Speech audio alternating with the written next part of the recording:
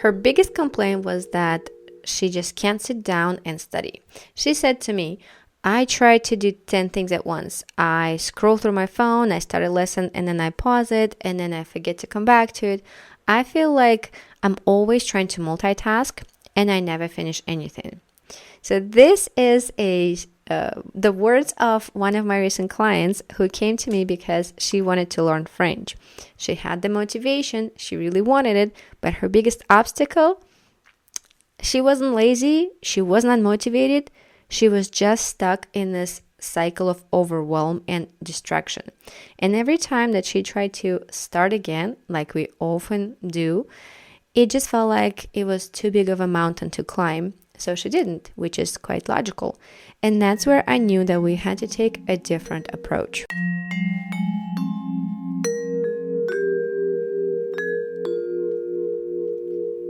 Hey there, and welcome back to Foreign Language Roadmap. I'm your host, Elena Eber, and today I want to share a story of my recent client with you, the story that I think a lot of language learners will relate to.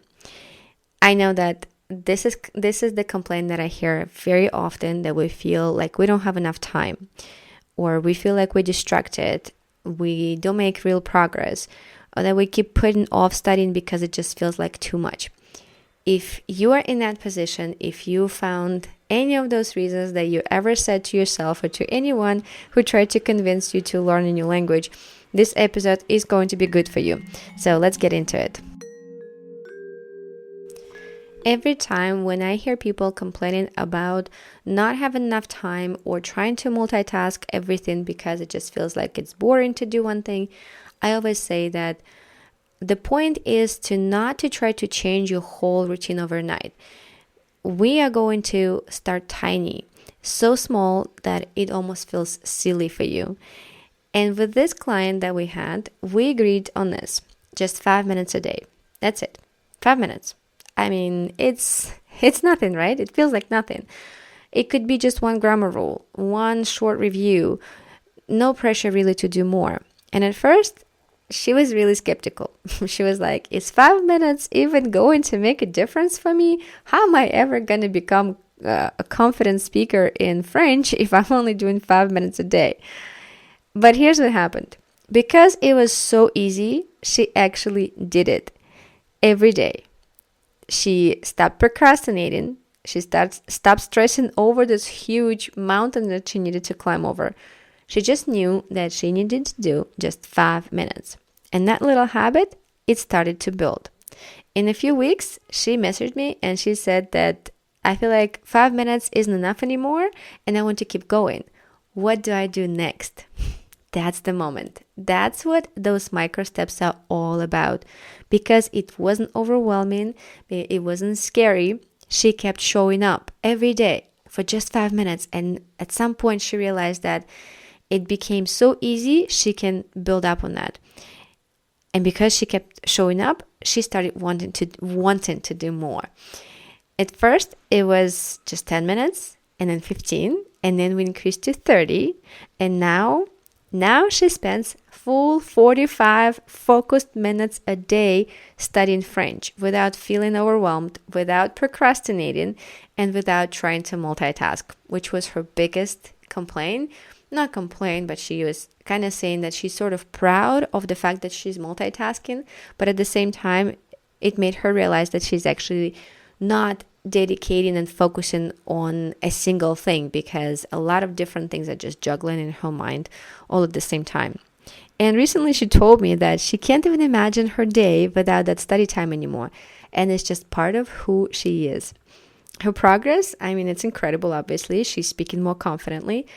She understands complex grammar, and most importantly, she feels good about her learning process. And as powerful as her story is, it is not unique. This can work for anyone. Why? Well, because micro steps are easy to start.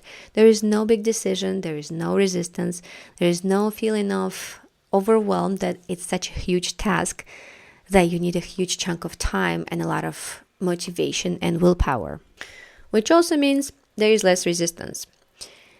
The tiny habits also build consistency. Even 5 minutes a day creates that rhythm that you get into, and you start doing it regularly, because you realize that 5 minutes is literally nothing, and it creates this momentum for you to keep on going.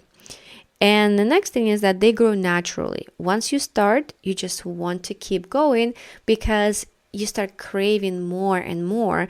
You know how like you would start doing something, and at first it feels like it's impossible. Even like, let's take a simple example with bike riding. At first, when you don't know how to ride a bike at all, you probably find it really complicated and scary. And when you look at people who are doing all this kind of bike tricks and everything, you're like, I'm never gonna get to that level, especially when I just take the bike for the first time. I'm definitely not going to be as good as them. So what's the point of even starting? But the point is actually in starting, because you start from the very small actions, and then as you progress, you start wanting more. You start feeling like you want to progress and you want to do more. Just ask yourself what situation you had like that before, and I'm sure you're going to find something to hook on your memory and your motivation and your reasoning to remember what was that one thing recently, even that you started with a really small one little action, and eventually you felt the desire to do more, to learn more, to improve. And that is what the habit, that little habit that you start with, actually has that magic, that potential for. And of course, when you start small, you reduce fear and pressure. You don't have that mindset of, oh, I have to do all or nothing anymore.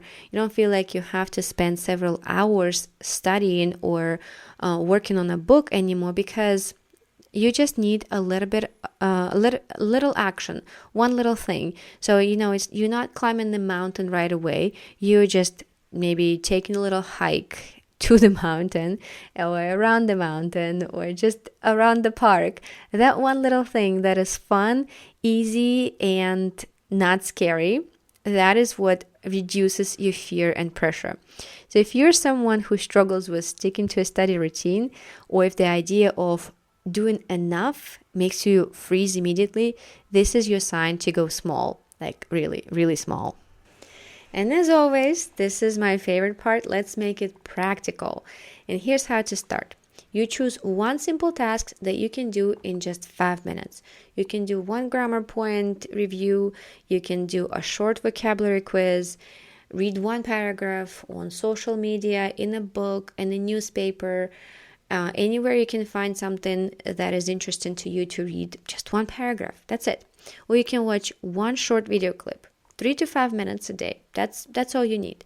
And set a reminder at the time when you think you're going to have those 5 minutes.